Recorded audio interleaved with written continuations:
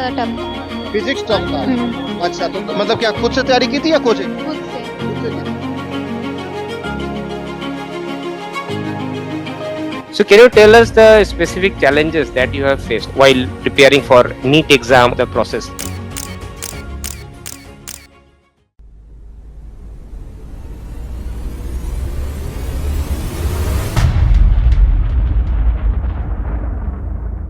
So welcome to the GrowSharp Podcast. Okay. So My pleasure. yep. If we can start with your career journey, a brief about how have you started your schooling, then college and Right. all. So, yeah. Right. So so for the viewers, I'm Dr. Sahasrabda Roy. I'm currently practicing as a junior extern at Deven Mahato Government Medical College in Purulia, West Bengal. And I started my journey like just another Indian common man. Like I studied in a state board school, which was Kanailal Vidyamandir in my town. I did my class 12th, class 10th and 12th both from that school only. And after class 12th, just like any other guy, I appeared for the exams. Although I was quite sure that I want itself, but yeah, just being from a quite a humble background, I gave the engineering entrance exams as well. Honestly, like yeah, I wasn't able to do much well in those engineering exams, but yeah, I gave my NEET UG in 2018, and I got a mediocre score of 300 plus. Which wasn't sufficient enough to secure a government seat in West Bengal at that time. West Bengal or anywhere Okay. else in India as well. Yeah, actually, So competition is huge in medical, especially. it is. Yeah. So yeah, now like now that as I mentioned that like I was quite sure that I want to become a doctor from quite an early stage. I got a lot of support from my parents and a lot of my colleagues as well, who helped me to direct me in to direct me in a direction which led me towards doing MBBS abroad. So yeah, the thing is that I 15 years at least. 15 years in a best case scenario for one to become a super specialist doctor in this country. Yes. So I didn't want to waste time on giving repeated attempts in NEET, UG, and get a government seat. And as you guys probably know, the private medical education in this country is quite expensive. Yes. So yeah, that's why I chose MBBS abroad. I applied in different universities. I got selected in a C9 League university in China. I did my MBBS from Xianjiaotong University. It was a 6 years course. I graduated in 2024 June, and if one completes his or her MBBS from abroad, they wish to practice in India, they need to clear a licensing exam, which is an all India based exam. Okay. So I graduated in June 20th, 2004, and I cleared my examination on my first attempt with a score of 198 out of 300. Great. And since then, I got my license, and afterwards, I got allocated in a government medical college in West Bengal, which is located in Purulia. Great. And yeah, that's pretty much sums up my journey till now. Very impressive, actually. I mean, coming from a state board and going abroad is like, I can understand these things. Actually, I'm also coming from a state board only, and then I have did my engineering from Jadavpur University. It's quite famous here. Yeah, yes. Yeah. So, yep, I can. So, can you please brief about the challenges? Because I can understand that thing, that coming from a Bengali medium and then targeting something which is like outside the country. Even people can't even think outside the state, right? I'm 2014 pass out, so I can understand. So can you tell us the specific challenges that you have faced? I mean, while preparing for NEET exam, or after, as you told, right, that in the NEET exam you couldn't score that much. So how it was for you, right? I mean, preparing your mind set ki bahar jana hai and medical karna hai. If you can tell something. Right. So, I'd like to I would like to start the answer with the fact that if one is choosing to, like what you said, it's quite overwhelming. Like one is deciding to go abroad, stay apart from the family, friends, and everyone for such a long time. It's quite overwhelming in the first place, which is quite right. And I was there in China during the COVID period. So like, particularly as a medical professional, like it Oh. was, there were a lot of challenges. There were a lot of barriers that I had to face. Um, but the thing is that it all comes down to the passion. It all comes down to the urge you have towards one field. It is quite okay if you haven't identified what you want to become in life or what you want to do as a profession in life. If you haven't figured it out by class 12 or even by college, I think it's quite okay. But if one has figured out that yeah, this is it. Like this is my final This is what, calling, and yes. this is exactly what I want to do when I grow up.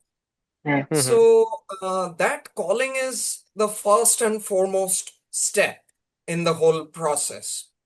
That calling is everything. That calling is the core that will give you all the motivation, that will supply you with all the necessary mental energy, that will supply you with all the physical energy during harsh times, right? Because there will be a lot of harsh times if you Correct, are correct, undertaking this journey. correct. So, first of all, what I will suggest, or what I feel like, that one has to have that calling without any second thoughts, without any doubts, that Correct. yes, this is exactly what I want to do. This is what I want to become. And there's no Correct. going back from here. One has Yes. to take that call. If Correct. one has taken the call, I'm talking about my profession only. If one is choosing to go abroad, and if one has that calling from inwards, I think they will, like, no matter how big how tall the wall is, or no matter how harsh the terrain is, one will Correct. cross. Correct. One will Correct. cross. It's all Great. depends on how strong that foundation of that calling is. I mean, discovering your true passion, right? As you told that you have decided, no, I want to become a doctor. So, I was yeah. quite lucky on that term, because sometimes, like, Yeah. we feel like this is what I want to do. Then we start doing it and we don't like it. We don't love it anymore. Correct. Like, Correct. we lose touch with the profession we are in, or with the thing what I'm doing. Yes. But this is why I will say there is no textbook method of finding your passion. Correct. What happened to me was a pure chance, it was a pure mathematical phenomenon that happened to me, Okay. that Okay. I felt I want to, like, yes, doctor is what I want to become. Okay. And yes, I became a doctor, and yes, I enjoy my work. Okay. But it doesn't happen to everyone. A lot of Yeah. True. people struggle.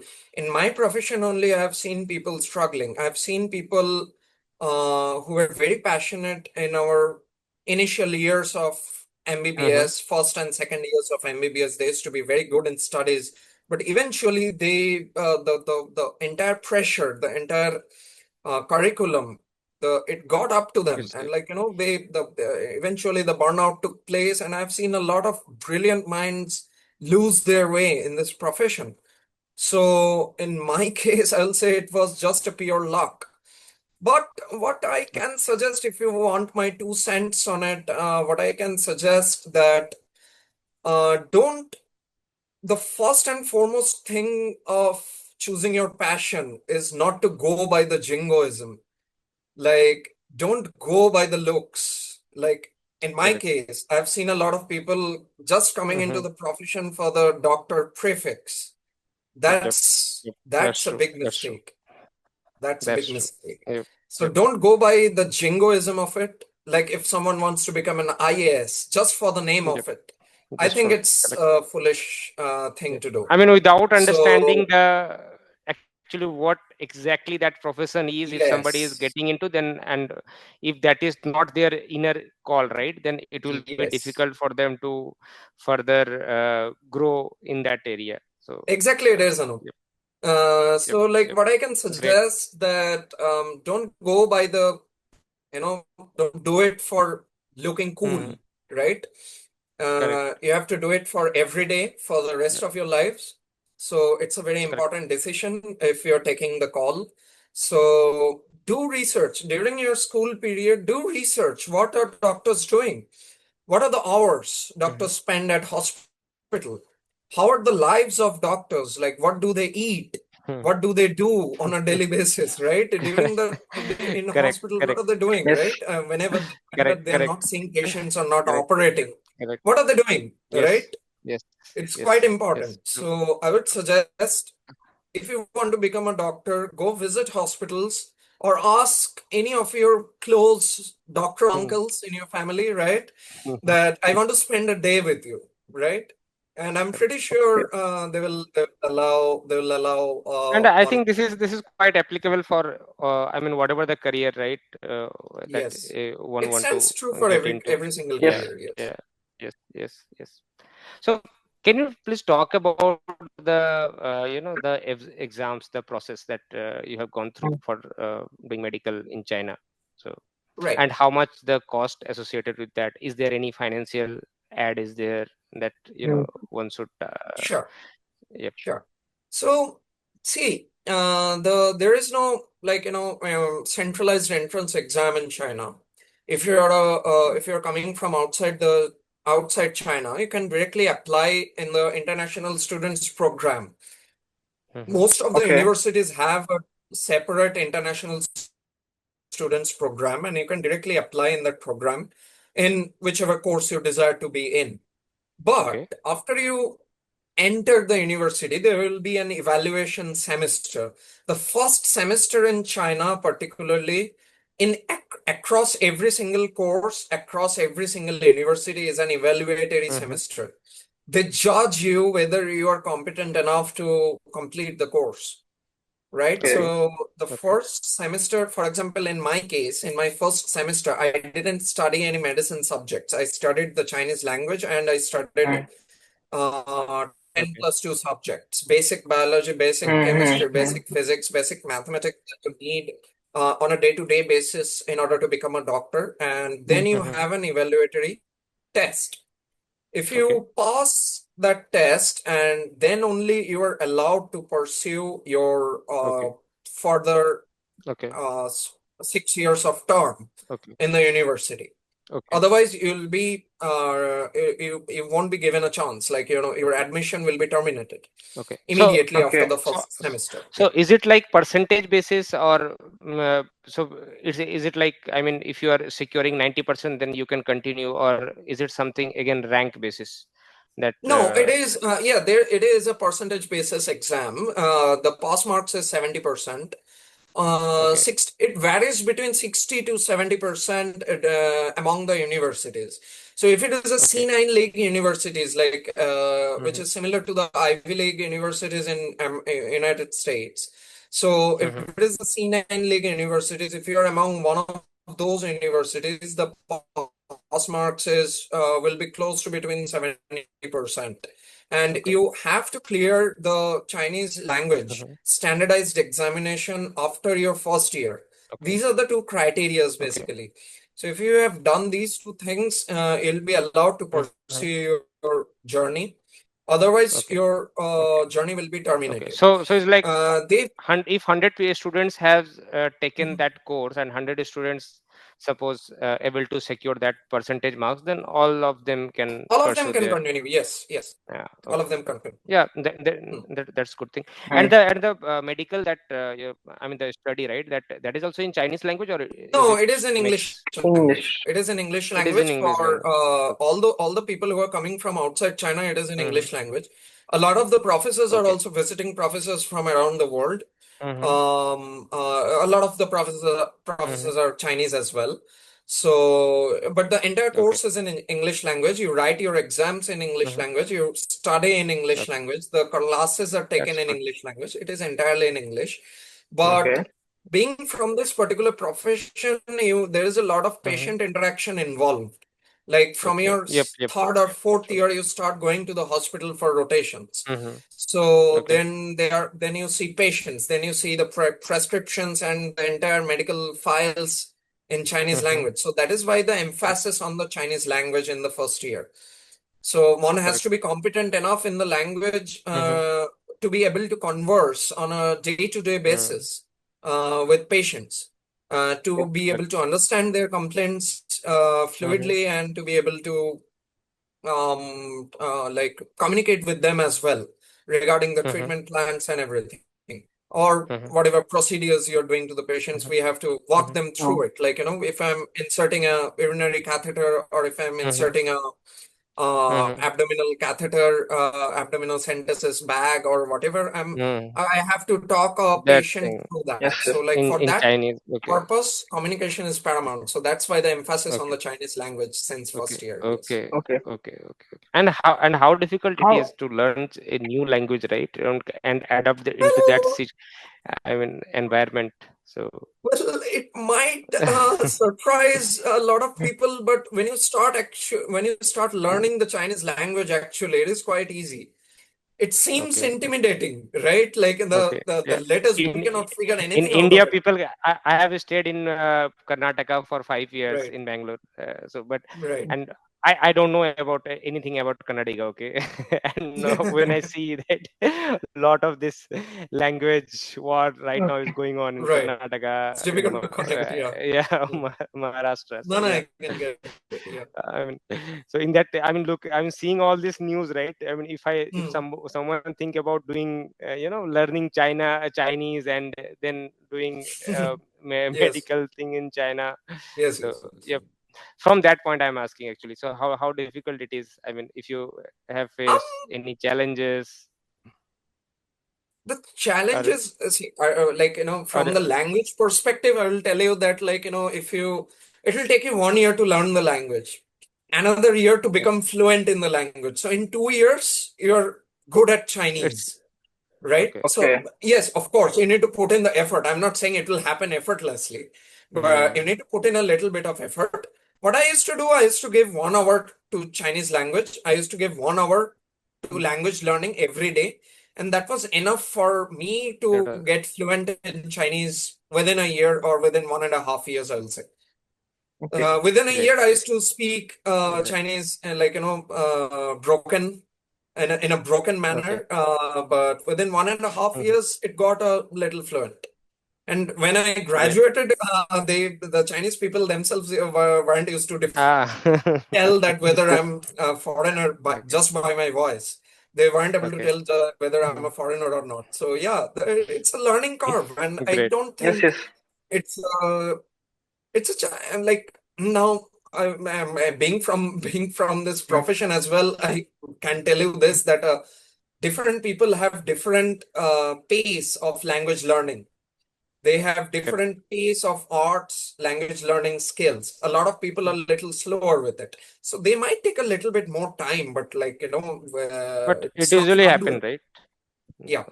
Yeah. But So it's like And how? and undoable. and It's how much just cost? out of the How much How world. cost cost? associated Yes. with this? Yeah, and that And what's the time duration